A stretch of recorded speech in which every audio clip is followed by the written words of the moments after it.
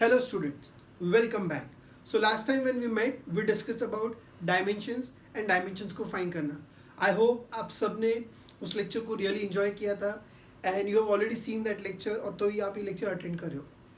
So last lecture में towards the end I think I had given you some quantities to find their dimensions और उनमें से एक quantity थी बच्चों linear momentum.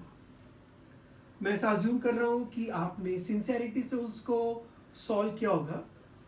सो लीनियर मोमेंटम के लिए मैंने फॉर्मूला दिया था mass into velocity. Mass into velocity. So mass के लिए इट इज किलोग्राम, वेलोसिटी का मीटर पर सेकेंड. चुपचाप फंडामेंटल फंडामेंटल फंडामेंटल चुपचाप तो बोलना पड़ेगा. इट विल बी LMT हम लिखते हैं LMT. L का पावर 1, kg का पावर 1, T का पावर -1. ये था फर्स्ट डायमेंशन जो आप सबका आया होगा. सेकेंड क्वांटिटी मैंने आपको दी थी kinetic energy, potential energy, right. So kinetic energy का फॉर्मूला था हाफ mv². मैंने आपसे कहा था हाफ का टेंशन मत लेना. मास का किलोग्राम, वेलोसिटी का मीटर पर सेकेंड, लेकिन उसका पूरे का स्क्वायर. तो क्या मैं लिख सकता हूँ kilogram metre square upon second का स्क्वायर. हो सकता है किसी को इसमें डाउट आया हो. Metre square second square. अगर x अपॉन वाई का स्क्वायर होता तो क्या लिखता है x² अपॉन वाई स्क्वायर. बस वैसा किया. चलो भाई, क्या ये fundamental? Yes sir. Fundamental? Yes sir. Fundamental? Yes sir. बोलो अगला स्टेप. चुपचाप LMT. L का पावर 2, N का पावर 1, T का power -2. These are dimensions of kinetic energy. Sir potential energy भी था. Okay, what is potential energy? mgh. Mass का kg, acceleration का मीटर पर सेकेंड स्क्वायर, हाइट का मीटर, ये बन गया kg metre square upon second square. क्या बच्चों ये और ये यूनिट सेम है? हाँ, तो डायमेंशंस भी क्या आएंगे? सेम. अच्छा, आपने सोचा ही नहीं. एक्सपीरियंस बच्चों. L2 m1 T -2.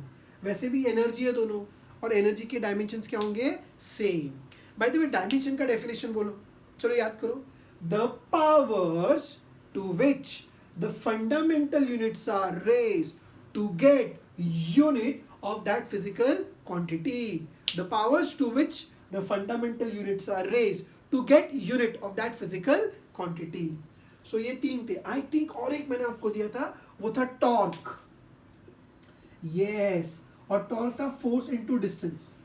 टॉर्क होता क्या है उसका टेंशन आज हमको नहीं लेना. मैंने पहले भी आपको बताया था. These are all terms जो आने वाले दिनों में आप पढ़ोगे फिजिक्स में. फोर्स को हम लिखेंगे mass into acceleration into distance. चलिए अब यूनिट लिखते हैं. मास का kg, एक्सेलरेशन मीटर पर सेकेंड स्क्वायर, डिस्टेंस का मीटर. ओ हो ये और ये वापस सेम हुआ. सो हो गया kg metre square upon second square. यानी बच्चों टॉर्क का भी डायमेंशंस क्या आएगा? L2 m1 T -2. अब सबको एक डाउट होगा, सर टॉर्क को डिनोट किससे करते हैं? तो टॉर्क को डिनोट करने के लिए बच्चों एक अजीब सा लेटर है. आप ऐसे टाउ पढ़ते, इसको टाउ. टाउ टाउ मत बोलना बच्चों. Tau, it is tau. एक तरह से आप सी लिखो और उस पर एक्सक्यूज मी हॉरिजॉन्टल लाइन बना लो. So it's tau. L2 m1 T -2. Okay, यानी काइनेटिक एनर्जी, टॉर्क और पोटेंशियल एनर्जी तीनों के डायमेंशंस सेम. अगर मैं गलत नहीं तो एक और मैंने आपको दिया था और शायद से वो मोमेंट ऑफ इनर्शिया था. हाँ क्या? ओके, चलो मोमेंट ऑफ इनर्शिया का भी चेक कर लो. मोमेंट ऑफ इनर्शिया क्या होता है देखते हैं. सो मोमेंट ऑफ इनर्शिया, अगर आप इसको समझना चाहो ना बच्चों, एक पूरा चैप्टर इस पे 12th स्टैंडर्ड में. पर moment of inertia 12th standard Maharashtra को. Moment of inertia, when I say inertia, it is difficulty और द इनएबिलिटी. किसी भी ऑब्जेक्ट को जब आप रोटेट करने जाओगे तो ऑब्जेक्ट इजीली रोटेट नहीं होगा, वो मना करेगा. जैसे आप लोग कैसे इजीली पढ़ाई नहीं करते हो, मैं नहीं पढ़ेगा. ये जो ना या जो रेजिस्ट करना, ये मना करना, इज मोमेंट ऑफ इनर्शिया. जैसे मेरे सामने ये फैन है. इस फैन को जब मैं ऑन करता हूँ तो ये इजीली ऑन नहीं होता है. किसी भी ऑब्जेक्ट को जब आप रोटेट करने जाओगे तो इजीली रोटेट नहीं होगा, वो अपोज करेगा। ये जो रेजिस्टेंस है, अपोजिशन है, उसको हम फिजिक्स में बोलते हैं मोमेंट ऑफ इनर्शिया। अच्छा, इसका फॉर्मूला था मास इनटू डिस्टेंस का स्क्वायर, है ना बच्चों, मास इनटू डिस्टेंस का स्क्वायर। ऑल राइट, अगर मेरे पास फॉर्मूला है तो मास का केजी, डिस्टेंस का मीटर, उसका स्क्वायर, चुपचाप L⁻², M⁻1, सेकंड नहीं है तो पावर 0। समझ में आई बात? मोमेंट ऑफ इनर्शिया को MI भी लिखते हैं, मोमेंट ऑफ इनर्शिया MI, ठीक है। So the dimensions for MI would be L2 M1 T⁻0। सो ये तो थी पिछले लेक्चर की बातें बच्चों। आज का लेक्चर भी उतना ही इंटरेस्टिंग है, और आज भी हम डायमेंशन ही खेलने वाले हैं। सिर्फ क्वांटिटीज ऐड होती जाएंगी, और जैसे कि मैंने आपसे कहा था, जितने क्वांटिटीज के मैं डायमेंशंस आपको लिखवा रहा हूँ, उन सब का फॉर्मूला आप बच्चे घर पर ऑनेस्टी से आप बाय हार्ट कर रहे हो। क्या मैं सही अज्यूम कर रहा हूँ? Thank you. सो आपको सारे फॉर्मूले लर्न करने बच्चों।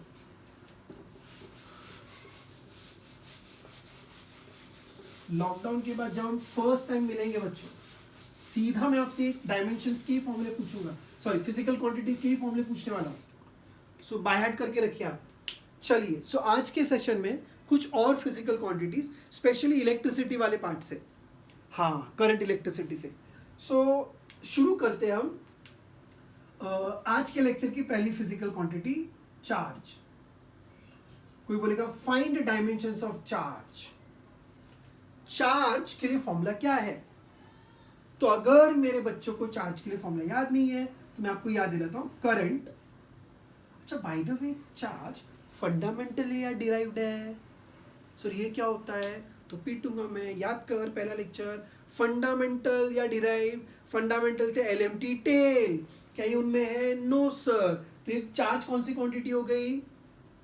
चार्ज के बारे में पूछो, डिराइव। और करंट कौन सी है? फंडामेंटल। करंट के लिए फॉर्मूला होता है बच्चों, चार्ज अपॉन टाइम। तो यहां से हम लिख सकते हैं कि charge will be equal to current into time. So charge के लिए फॉर्मूला हो जाएगा करंट मल्टीप्लाइड बाय टाइम। चलो मैं वहीं पर ऊपर लिख देता हूं। सो current is charge upon time, so I would say charge is current multiplied by time. Current multiplied by time, okay. अब करंट की यूनिट क्या होती है? Yes, ampere. अच्छा, क्या ये फंडामेंटल? फंडामेंटल, तो this will be ampere into second.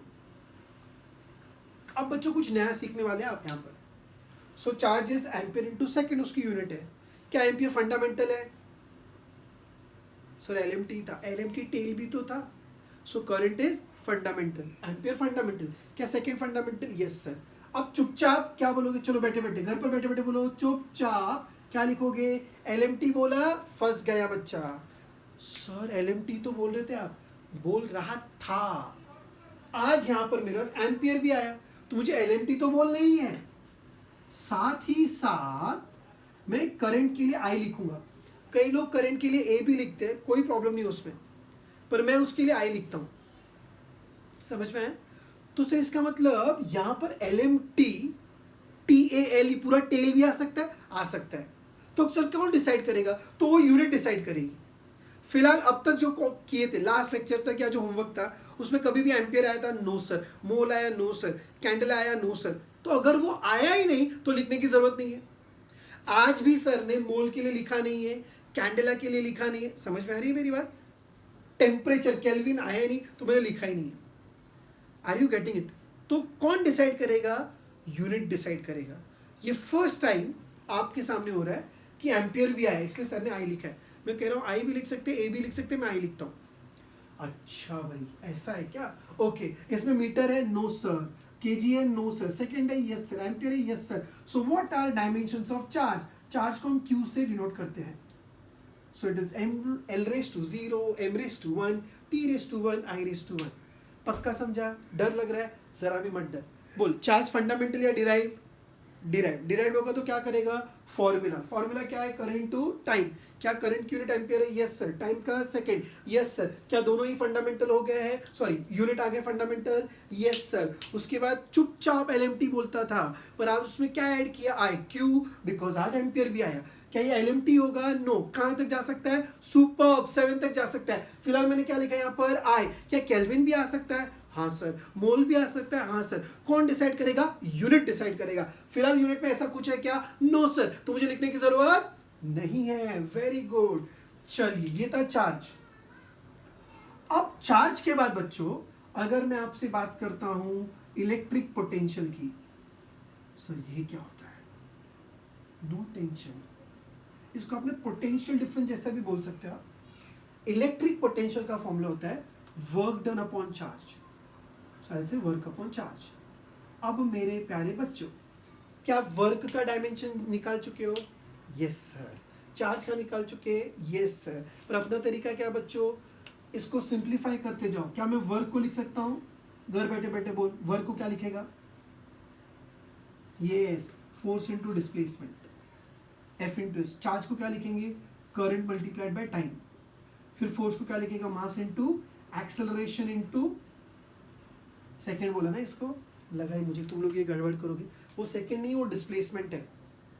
और करंट इनटू टाइम, ये सब गड़बड़ मत कर बच्चा, सब कुछ नोटेशन। अब तो यूनिट आएंगे, अब इनकी यूनिट लिखते हैं। सो मास की यूनिट क्या है, kg, acceleration metre upon second का स्क्वायर, डिस्प्लेसमेंट का मीटर, नीचे करंट का एम्पियर इनटू टाइम का सेकेंड।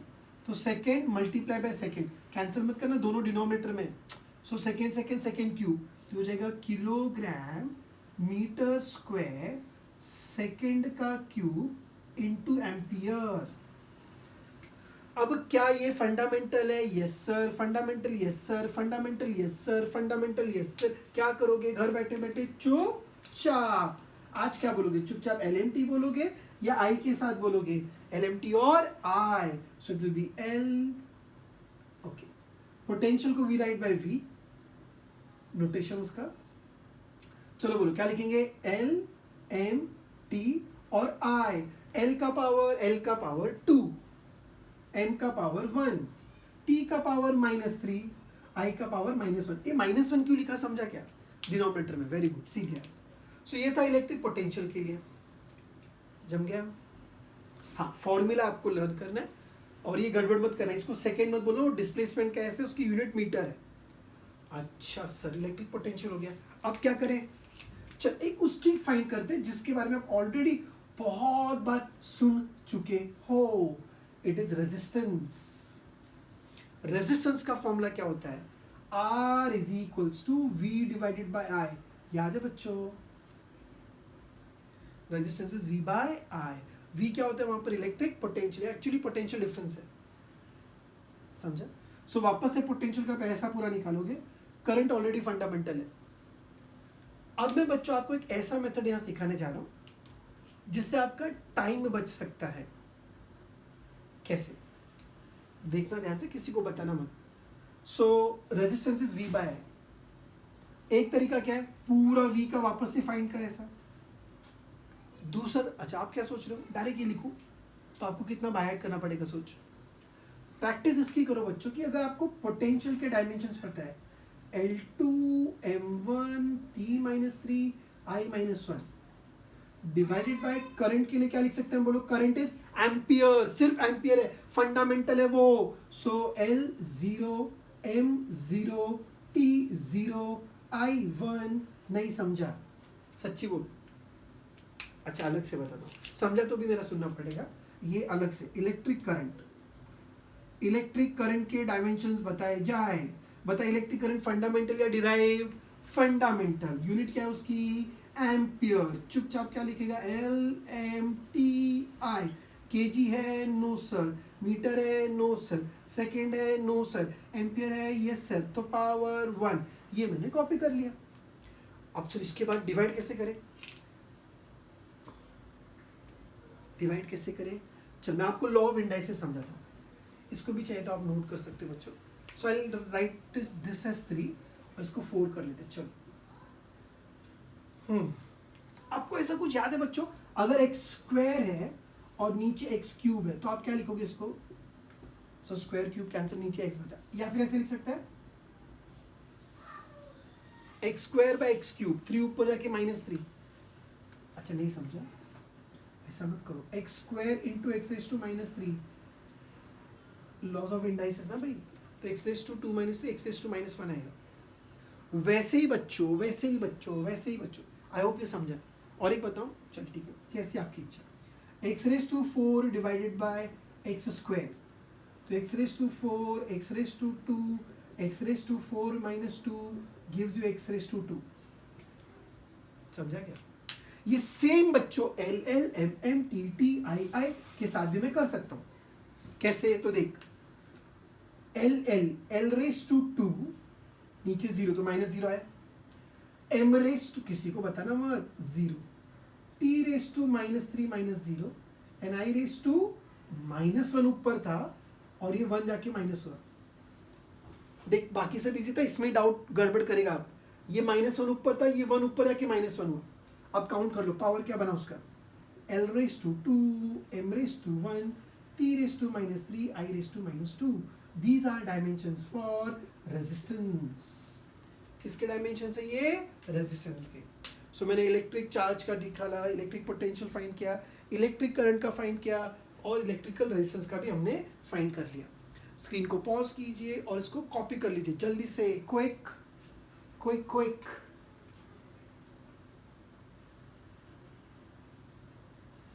ठीक है, सो ये कुछ ऐसी क्वांटिटी थी बच्चों जो इलेक्ट्रिसिटी से भी रिलेटेड है और इनके भी डायमेंशंस आपको फाइंड करने आने चाहिए।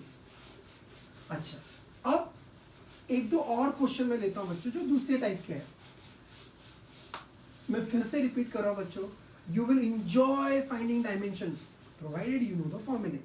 So please work on by hearting formulae. फॉर्मूले लर्न करने के लिए काम कीजिए। सबसे बेस्ट होगा आप एक पेज पर सारे फॉर्मूले लिख लीजिए, फॉर्मूले, और अपने घर में कहीं तो स्टिक कर लीजिए, रेगुलरली उसको रिवाइज कीजिए। एटलीस्ट इतना आप कर सकते हैं। Whatever physical quantities that I have discuss so far, उनका एक लिस्ट बनाइए, density, pressure, power, work, force, potential energy, kinetic energy, moment of inertia, linear momentum, acceleration, charge, current, potential, resistance, list बना के आप formula रोज regularly revise कीजिए। Is that clear? उससे भी बेस्ट क्या करना पता है, रोज एक बार सारे फॉर्मूले लिख लीजिए। वैसे भी we are at home, so at least you can do that for yourself. Okay, चलो बच्चों, सो ये था डायमेंशंस फाइंड करना फिजिकल क्वांटिटी का। अब इन्होंने क्या करा बच्चों पता है, कुछ क्वेश्चंस ऐसे बनाए जिसमें आपको स्टेटमेंट वाइज आएगा। स्टेटमेंट वाइज मतलब वो ऐसा बोलेंगे, देखो, ग्रेविटेशनल फोर्स 10th स्टैंडर्ड का chapter, gravitational force between two masses m1 and m2 is given by F is equal to G m1 m2 upon r square, where r is distance between them, where r is distance between them.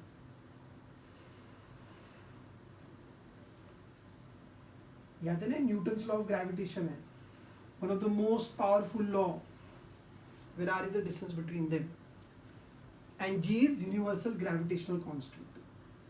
Universal gravitational constant.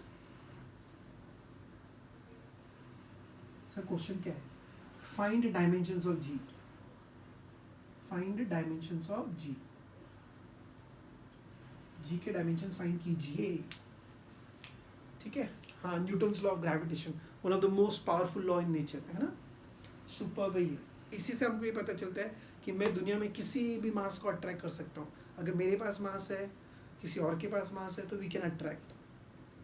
Yes, we can attract, like I have the power to attract सन।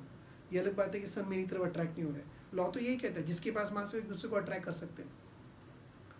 तो sir ये fan आपको attract करके आपसे लड़ क्यों नहीं रहा है? तो एक्चुअली वो जो ग्रेविटेशनल फोर्स है वो बहुत ही कम है, उसकी वैल्यू बहुत छोटी है। ये मार्कर पेन सर आपको चिपक क्यों नहीं रहा है? बिकॉज हम दोनों के बीच में जो ग्रेविटेशनल फोर्स है बहुत कम है, ठीक है ना।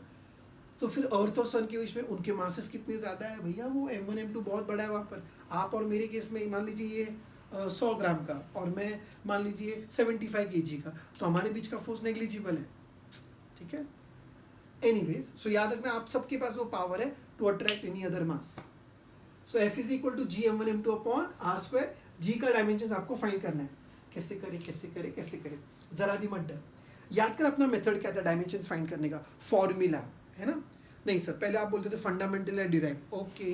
अब बताइए यहाँ पर ये derived, distance fundamental, distance is length इसलिए फंडामेंटल, फंडामेंटल फंडामेंटल, तो जी इन सब से आया तो जी डिराइव्ड हो गया। अब डिराइव में आपको फॉर्मूला पता होना चाहिए, तो कितने अच्छे आपको सामने से फॉर्मूला दिया, सोच टेंशन ही नहीं, formula is given. So now जिसका डायमेंशन फाइंड करना है उसको अलग लिखते हैं, तो जी को हम लिख सकते हैं F into r square upon m1 m2।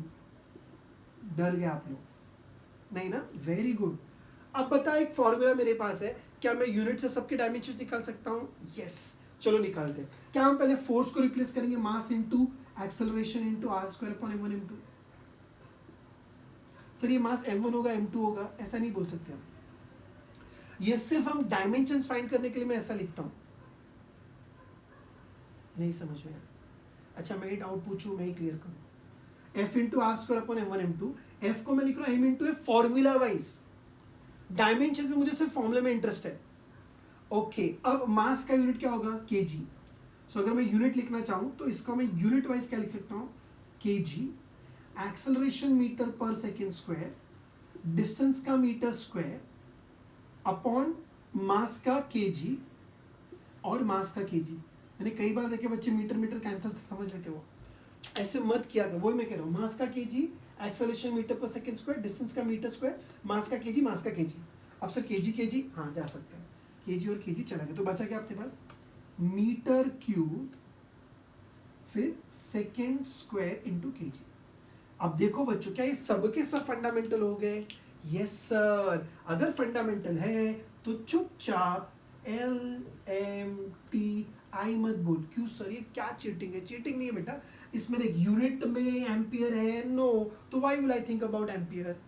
That is how you should go about it. चलो सो जी के डायमेंशंस क्या होंगे जल्दी बोलो, L raise to 3, M raise to -1, T raise to -2। So what are dimensions for universal gravitational constant? L raised to 3, M raised to -1, T raised to -2. Is that clear?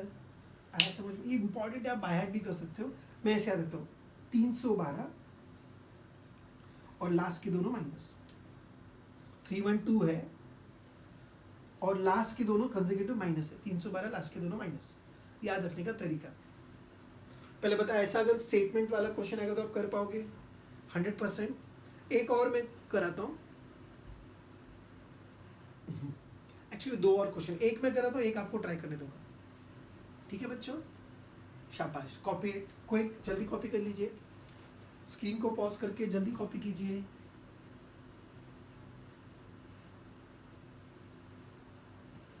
Okay so now जैसे gravitational force था वैसे एक और force है, जैसे masses के बीच का force था वैसे एक और फोर्स है।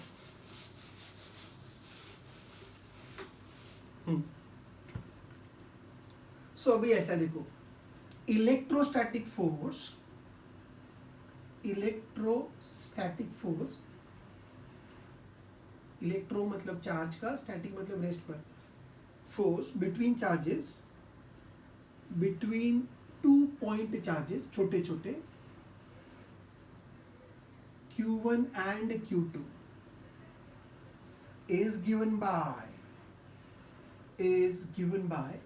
F is equals to 1 upon 4 pi epsilon naught Q1 into Q2 upon R square।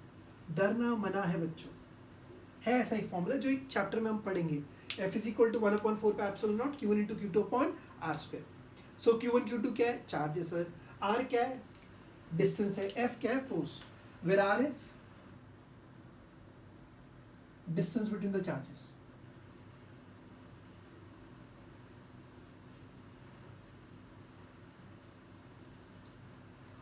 Okay अब देख एफ सुना है, 1 पता है, 4 पता है, पाई भी पता है, Q1 Q2 R पता है। सर ये आपने क्या बोला था, ये ऐसा कुछ, ये ई नहीं है, ई जैसे ही है, इसको बोलते हैं epsilon, epsilon, that E is for epsilon.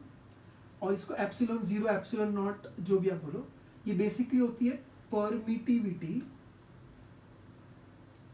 Of free space. Sir ये सब क्या है, फिजिक्स की दुनिया है बच्चों। Epsilon naught is permittivity of free space. मैं बताता हूँ,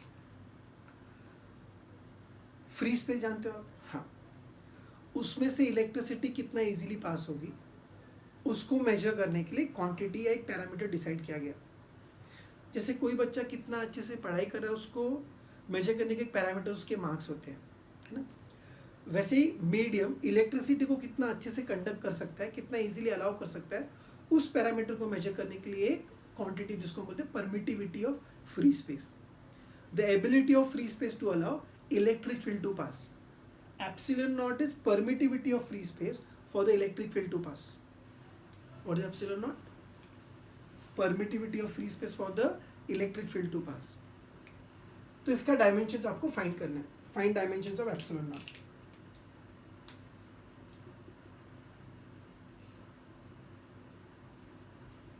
find dimension of epsilon, epsilon zero, epsilon naught, जो भी कहते हो।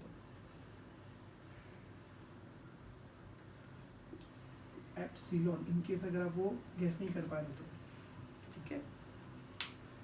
ओके, सो एप्सिलॉन नॉट का आपको डायमेंशंस फाइंड करना है। क्या करेंगे, रेडी है? अभी डर नहीं लगना चाहिए। सर 1 और 4 और पाए याद कर, काइनेटिक एनर्जी में हाफ नंबर डायमेंशंस में कुछ काम का नहीं। तो पहले क्या करते हैं, यहाँ से एप्सिलॉन जीरो का फॉर्मूला बनाते हैं, 1/4 पाए कांस्टेंट नंबर हो गया, Q1 Q2 upon F into r square. मेरे बच्चों समझा? एप्सिलॉन नॉट ऊपर, एफ नीचे, नंबर्स को अलग लिख दिया, उनको अलग लिख दिया। अब यूनिट वाइज अगर मैं सब्स्टिट्यूट करूं तो चार्ज फंडामेंटल या डिराइव्ड चार्ज को लेंगे करंट इनटू टाइम, फोर्स को लिखूंगा मास इनटू एक्सेलरेशन। तो चार्ज को current into time, current into time, force को मास इनटू एक्सेलरेशन, डिस्टेंस का स्क्वायर। डर मत पापा, डरेगा तो नहीं सीखेगा, सच्ची नहीं सीखेगा। चार्ज को आई टी लिख दिया, कहाँ से लाया आई टी? अभी आज के लेक्चर का पहले ही क्वेश्चन था, electric charges current into time. हाँ वेरी गुड। चलो अभी यूनिट बताओ, यूनिट बताओ। Ampere second, ampere second, kilogram, acceleration का मास सॉरी मीटर पर सेकेंड स्क्वायर, डिस्टेंस का मीटर स्क्वायर। सब साथ में बच्चों, साथ में ही रहना मेरे। Ampere second, ampere second. अच्छा इसको मैं ऐसे लिख सकता हूँ, एम्पियर एम्पियर एम्पियर का स्क्वायर, सेकेंड सेकेंड सेकेंड का square, KG KG, metre metre square metre cube. ये सेकेंड स्क्वायर डिनोमिनेटर के भी डिनोमिनेटर में यानी न्यूमरेटर में चला जाएगा। डर मत, डरते नहीं है। सोच अगर ऐसा होता 1/x अपॉन, ये किस तरह से आ गया, 1/x upon sorry x upon 1/x, ऐसा कुछ है। सो x डिवाइडेड बाय 1/x ना, तो मल्टीप्लाई बाय क्या करेगा, उल्टा करके मल्टीप्लाई करेगा। तो कैन वी से इट इज x स्क्वायर। वैसे ही सेकेंड मीटर सेकेंड, तो ये ऊपर चला जाएगा, सो एक सेकेंड स्क्वायर ऊपर आ गया। ठीक है, अब इसका यूनिट क्या लिखा जाएगा, यूनिट क्या लिखा जाएगा,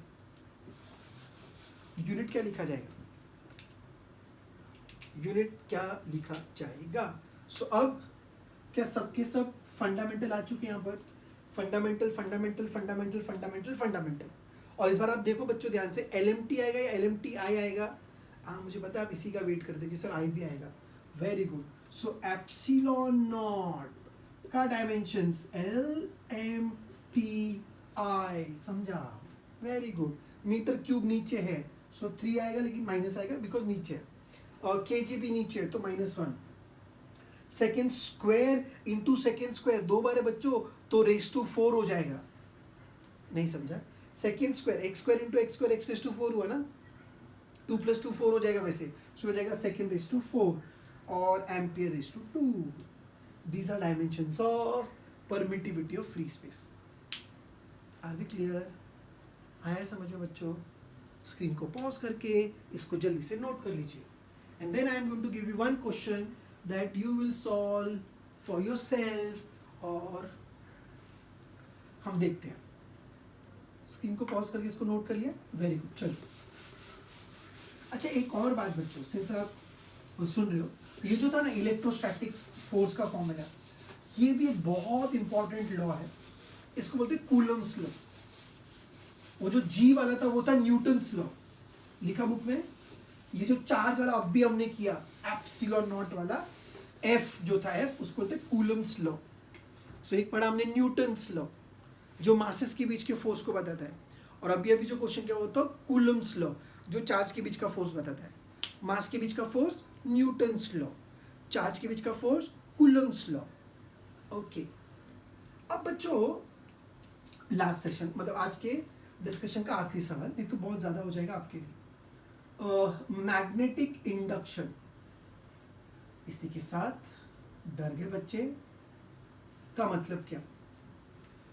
अब इसको मैं सिंपलेस्ट वे में जो आपको समझाना चाहूँ बच्चों, तो आई होप आपने ये नाम सुना होगा मैग्नेट, बराबर।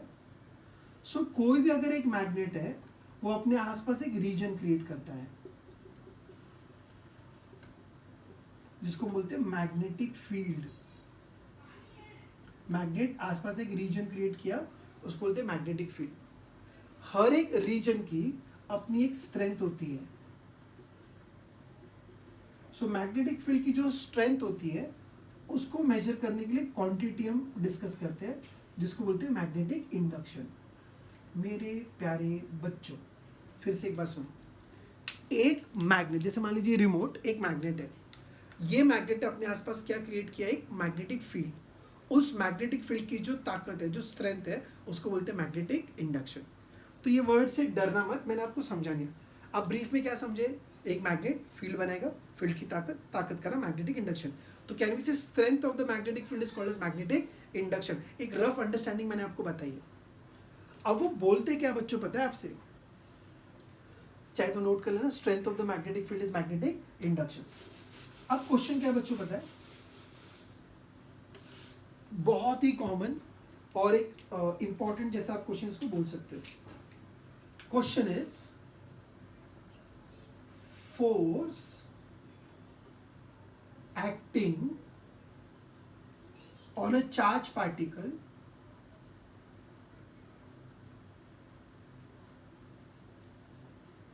Force acting on a charge particle, शायद आप ये नहीं देख पा रहे तो मैं दूसरे इंक से लिखता हूँ, on a charge particle Q moving with velocity v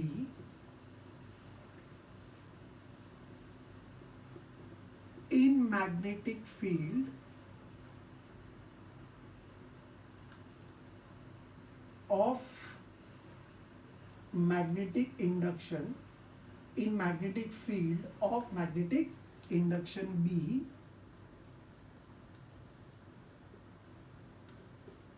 is given by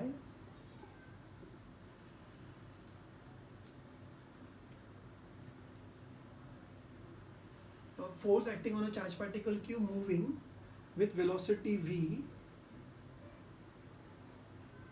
in a magnetic field of induction B is given by, ऐसे एक फॉर्मूला है, F is equal to QVB where B is magnetic induction। अच्छा मैं लिख चुका हूँ। Find dimensions of B, find dimensions of B। आपसे ऐसा बोला गया, force acting on a charged particle Q moving with a velocity v in a magnetic field of induction B is given by F equal to QVB, find dimensions of B where B is magnetic induction। अच्छा आप कैसे करेंगे, how to solve it, देखते हैं इसको। So F is equal to QVB को हम देखते हैं। अच्छा मैं एक बात बताऊं बच्चों, ये formula is a special case का फॉर्मूला। अच्छा इसका भी नाम है लॉरेंट फोर्स, ये आप आने वाले टाइम में पढ़ेंगे। Anyways we have to find dimensions of B। So अभी कैसे करेंगे, F is equal to QVB। So B को हम लिख सकते हैं F अपॉन QV। अच्छा by the way magnetic induction fundamental या डिराइव्ड, सोचना भी मत, डिराइव्ड होगा, फंडामेंटल 7 है, सातों में ये था नहीं तो ये बेचारा डिराइव्ड है तो फॉर्मूला लिखा जाएगा एफ अपॉन क्यू वी। अब अगर मैं यूनिट लिखता हूँ यूनिट, तो इसकी यूनिट क्या होनी चाहिए? देखो फोर्स को हम लिखेंगे मास इनटू एक्सेलरेशन, चार्ज को करंट इनटू टाइम ओ बच्चों, एंड वेलोसिटी को लिखेंगे डिस्प्लेसमेंट अपॉन टाइम। सो होगा क्या बच्चों, हम एक टाइम और टाइम इसको कैंसिल कर सकते हैं। अगर आपको डर लग रहा है मत करो, जरा भी मत डरो, डरना तो है ही नहीं हमको, ठीक है। चलो गलती होगी मुझसे, क्या मैं इसको ऐसे लिख सकता हूँ, current into time into metre, sorry unit नहीं लिख रहे हम फॉर्मूला लिख रहे डिस्प्लेसमेंट अपॉन टाइम।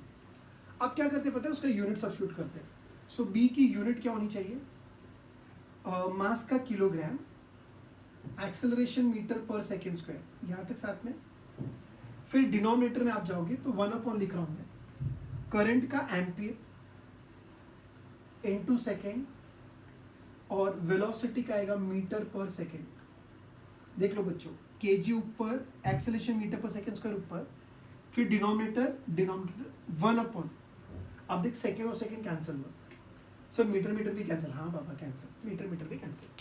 तो बी का जो यूनिट है वो क्या बचा, वो यूनिट आपके पास बचता है किलोग्राम, बचा ना, नीचे आके आया फिर एम्पियर सेकेंड स्क्वायर।